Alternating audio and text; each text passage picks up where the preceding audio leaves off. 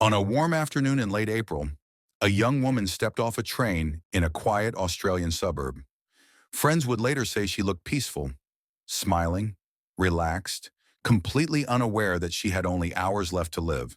For days, no one knew where she was. Her phone fell silent. Her social media, normally active, went dark. And while her loved ones searched frantically across New South Wales, a chilling discovery was made more than 60 miles away, at a rugged cliffside known for beauty, danger, and tragedy. What investigators found that morning would not only confirm everyone's worst fears, it would reveal a secret so disturbing, so deeply hidden within the walls of her own home, that even seasoned detectives struggled to comprehend it. This is the story of Michelle Leng, a devoted daughter, an ambitious student, and a young woman whose trust in family had fatal consequences. You're watching Beyond the Case. Before we begin, like, comment, and hit the subscribe button so you never miss another deep dive documentary. Michelle Leng was 25 years old, an only child who grew up in Chengdu, China. Losing her father in the year 2008 left a hole in her life, one she and her mother, May, filled with an unbreakable bond. Her mother described Michelle as sensitive to the world, someone who felt other people's pain as if it were her own. She carried compassion like a second heartbeat. She was the friend who stayed late after class to comfort someone, the daughter who saved every spare coin to send home, the young woman who always reached for more, even when the world pushed back. In the year 2011, Michelle made a decision that would change everything. She moved to Australia as an international student. She dreamed of a future where she could support her mother financially and repay her for years of sacrifice. It wasn't easy. New culture, new language, new pressures. But Michelle embraced the challenge with quiet determination. She moved into the home of her aunt, uncle, and cousin in Campsie, a suburb in New South Wales. And from the outside, everything seemed perfect. She was safe, supported, living with family who cared for her, or so everyone believed. By the year 2016, Michelle had built a life most international students could only dream of. She had completed a business degree at the University of Technology in Sydney. Her grades were excellent. Her teachers adored her. Her friends loved her energy and warmth. She had even enrolled in the Sydney Institute of Interpreting and Translation, a step closer to the career she wanted. Her mother back in China was proud beyond words. She often told friends, "My daughter is stronger than she knows. She is creating the life she deserves." Michelle's name meant brightness, and that was exactly what she brought to those around her. But on one April afternoon, that brightness would fade forever. The date was Thursday, April 21st, 2016. Michelle met with friends around midday. They studied, chatted, laughed. Nothing seemed unusual. When she waved goodbye and boarded a bus outside the university, the sun was shining and she was smiling. Security cameras tracked her movements as she walked through Pitt Street Mall, browsing stores with the ease of someone enjoying a simple day out.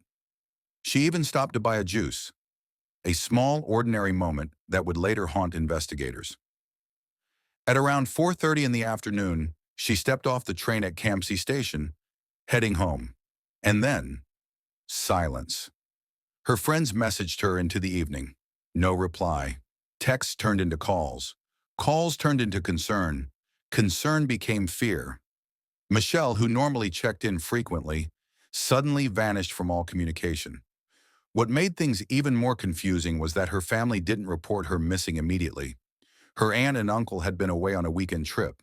Her cousin, who lived in the same house, thought Michelle had simply gone to stay with friends, something many students in their 20s often did. But 4 days later, when Michelle's aunt returned home and realized no one had seen her niece since Thursday, panic erupted. She and her husband rushed to the police station to file a report. Investigators acted immediately, checking Michelle's apartment, interviewing friends, pulling surveillance footage, and analyzing phone activity. At that moment, they didn't know they were already behind, because something far more horrifying had already happened. Around the same time the missing person alert began circulating online, a completely separate emergency call came into police from over 60 miles away. A tourist visiting Snapper Point, A rugged coastal location on the New South Wales Central Coast spotted something, or someone, floating near the blowhole. At first they thought it was a swimmer, but then they realized the person wasn't moving. Authorities arrived by helicopter. When they retrieved the body, they discovered it was a young woman. No clothing, no identification, no jewelry. And although I cannot describe details that violate safety guidelines, investigators immediately confirmed this was not an accident. She had been attacked, violently, and then placed into the water. The mystery woman was estimated to be in her 20s to early 30s. Her face was still recognizable, enough that police could release a computer-generated likeness. When that image reached the public, everything changed. Michelle's friends recognized her instantly. Her mother feared the worst, and a DNA test soon confirmed it. The woman found at Snapper Point was Michelle Leng. Detectives now had a body, a timeline, and a missing person case converging into one. The focus shifted to those closest to her. Investigators combed through her home, room by room, searching for anything out of place. They interviewed every family member, including her aunt, cousin, and uncle. They pulled cell phone data, tracked vehicle movements, reviewed every camera near the house, the train station, and the surrounding area. Then they found something that would change the course of the investigation forever. A car traced on surveillance footage traveling toward the national park near Snapper Point. The same day Michelle's body was discovered. The car belonged to Derek Barrett, Michelle's uncle by marriage. This was the same man who had helped report her missing. The same man who lived under the same roof. The same man who was supposed to be family. On April 25th, police arrested him. After Derek's arrest, detectives seized his phone, and what they found was deeply disturbing, though I will describe it safely and non-graphically. There were images showing Michelle restrained, photos indicating she had been held against her will, evidence of emotional terror and fear. Investigators believe Derek attacked Michelle shortly after she arrived home on April 21st. The house was empty. He had been unemployed. He spent increasing amounts of time alone. The attack was sudden, deliberate, and motivated by predatory intent. At some point during her captivity, Michelle's cousin came home, unaware that Michelle was in danger inside the very same house. Detectives later said this detail would haunt them forever.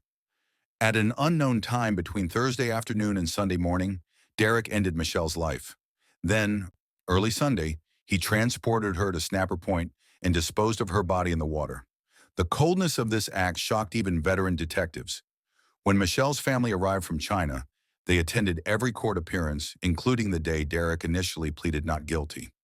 His lawyer claimed he was overwhelmed, distressed, and unable to remember what happened. But experts evaluated him and found his behavior inconsistent and self-serving. Eventually, in late 2017, more than 18 months after the crime, Derek changed his plea to guilty. The judge called his actions a despicable crime of extreme betrayal and cruelty. Derek received a sentence of 46 years, with a minimum of 34 years before parole eligibility. Michelle's mother wept quietly in the courtroom. She had already lost her husband years earlier. Now she had lost her daughter, her only child, to someone she thought she could trust. Just when Michelle's family thought the case had finally ended, a shocking discovery surfaced in late 2019. An elderly woman, who did not know Derek and had no connection to the family, found a small USB device in her home. Confused, she gave it to her daughter, who plugged it into a computer. What she found was horrifying.